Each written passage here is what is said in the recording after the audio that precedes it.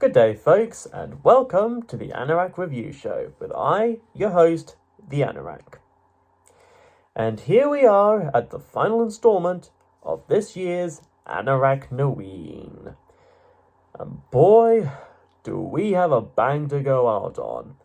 And fittingly funny enough, this album came out here in the UK just a mere day after last episode's subject, 45 years ago. While the punk movement had already been well established at this point since the very middle of the 1970s in both Britain and America, with this band among many others like The Clash, The Damned, Ramones, Stranglers, etc.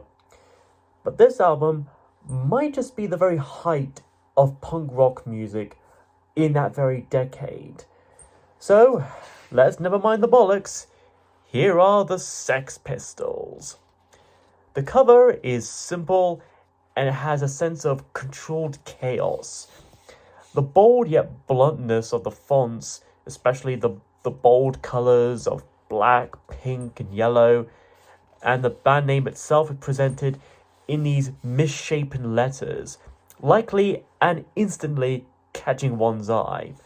The title itself was inspired by a phrase that two fans were heard saying to each other, believed to have been a working class way of saying, "Stop talking about rubbish," as if the album itself is telling people to quit banging on about pointless nonsense and reality and all that, and just sit down and actually listen to the music itself.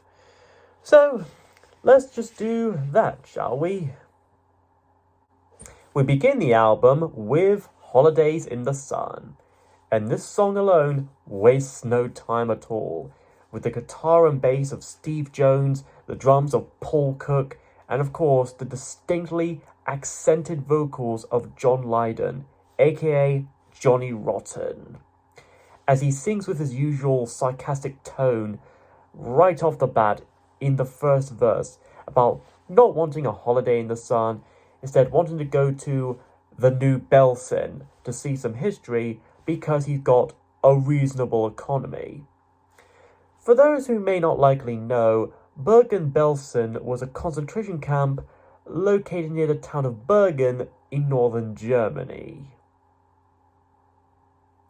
So yeah, I honestly don't know if it's for the best that I'd leave it at that, but there might be some meaning behind this. The song itself was apparently inspired by a time when the band tried to book a holiday to the island of Jersey, but they weren't allowed in for whatever reasons. So they instead spent a few weeks in Berlin, Germany. There they felt a sense of decadence and paranoia, not unlike that whatever was going on in Britain at the time as well. This reference is made very clear in the song itself when in the chorus Johnny flat out mentions the Berlin Wall. In the second verse, in surround sound within a 2-inch wall, he waits for the communist call. However, he would get a call soon, just not exactly what he expected, since he instead got a socialist call. With this in mind, this track is likely a mocking comment on the state that Germany, if not most of Europe, were in at the time. How some people who may proclaim to be democratic or champagne socialists, as one might put it, wouldn't really be all that better, regardless of whether they might be capitalist, communist, or otherwise. But even if you don't read too deep into stuff like this, it's still a very hard rocking tune to bang your head and shake your hair to. Next is Bodies, and this is definitely where we get into some of the more shock values that this album and this band may have to offer, especially when it comes to lyrical content. The narrator of this track centers on a woman from Birmingham named Pauline, who just had an abortion and was a case of insanity. She's a no-one who killed her baby and sent her letters from the country, an animal and a bloody disgrace. Besides, those are just the first verse, and after that, it gets pretty gruesome, if not a tad edgy. And I have a pretty good feeling YouTube won't even allow me to even recite most of the lyrics here for context. But I'll say this, among the simple and straightforward descriptions he offers, Johnny drops a few F-bombs here and there, all the while saying that he's not an animal, nor an abortion, among other things, likely singing from the perspective of the feet itself. I could make a Roe vs. Wade joke, but part of me thinks that too would be pretty obvious. But I'll say this, that he is indeed not an animal. He is a human being. He is a man. Supposedly, this was indeed inspired by a very real fan by that same name, who had been in a mental institution, had multiple abortions, and even turned up literally on Johnny's doorstep, all naked and holding a freshly aborted fetus in a plastic bag. Between this and Dang 'Em Dave by the Stranglers, British punk rock bands sure have some of the strangest fans out there. Or at least they had back in the day. All that said though, despite what you may think, this isn't actually necessarily anti-abortion, nor are any of the band members, as far as I know. Far from it, in fact. If anything, this might as well be taking the mick out of pro-life activists. This is also one of 2 tracks in this album to have the late John Simon Ritchie, aka Sid Vicious, partaking with a bit of bass guitar here, though even then he's still somewhat overdubbed by Steve's own bass. Then we have No Feeling. Like with the previous track, this too is more or less self-explanatory, although it too can be interpreted in more ways than one. Starting right off with a pretty catchy guitar riff, Johnny sings how he had seen you in the mirror when the story began, and he fell in love with you and your mortal sin. So it's already likely when he sings about you here, he's actually singing about himself, to himself in a sort of second-person perspective. It's made even more clear soon enough when he sings that he's in love with himself, my beautiful self, and that he has no feeling for anybody else. On one hand, this could be Johnny taking the mick out of shallow people with narcissistic tendencies, how they would take more value in themselves and how they may look over anyone else in life.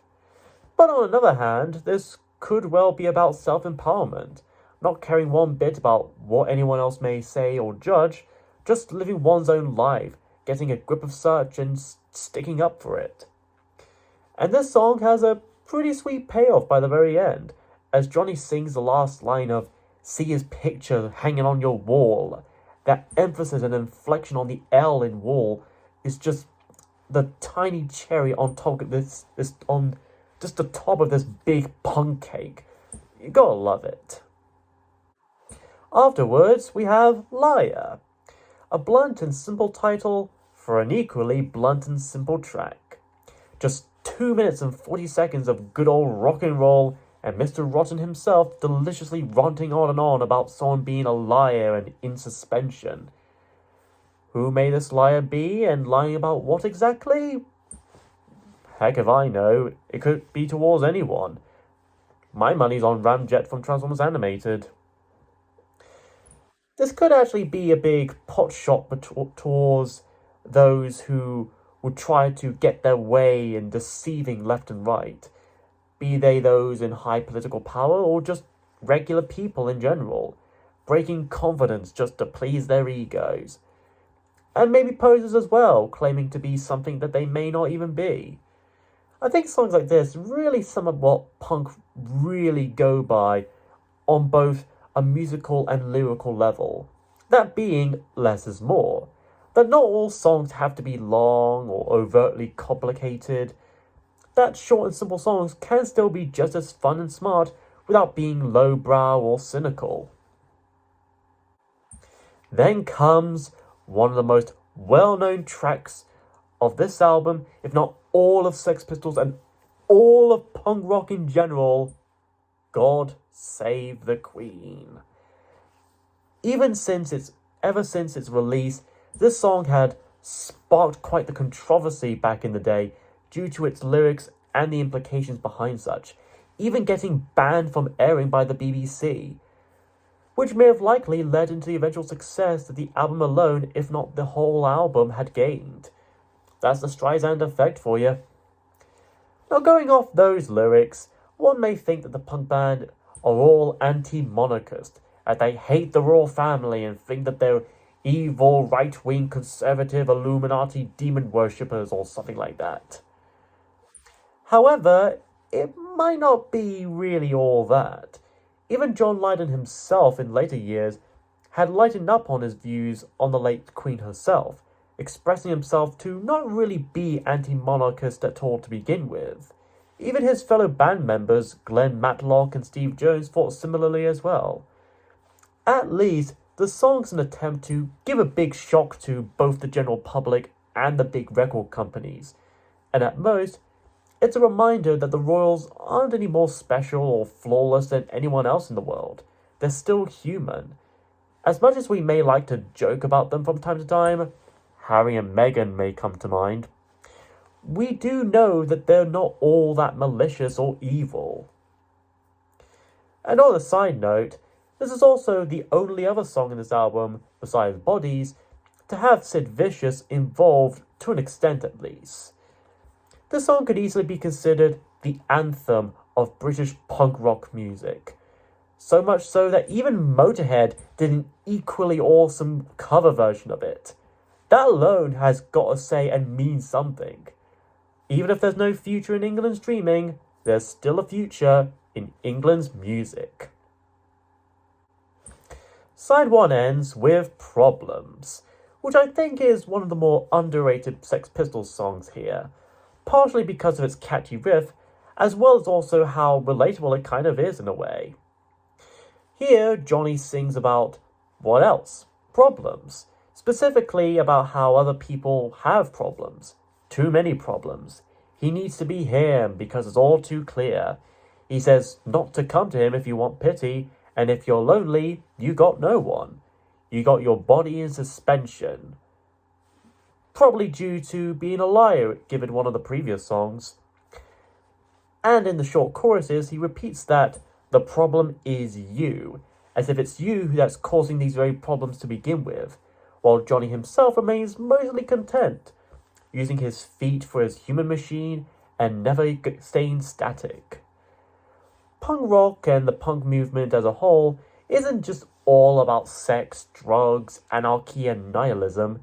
It's about individualism, freedom of expression, and just having fun in general. Which I think may be a bit lost on many more modern bands and musicians to this day. It's one thing to just complain about whatever problem you might have on a particular repetitive basis.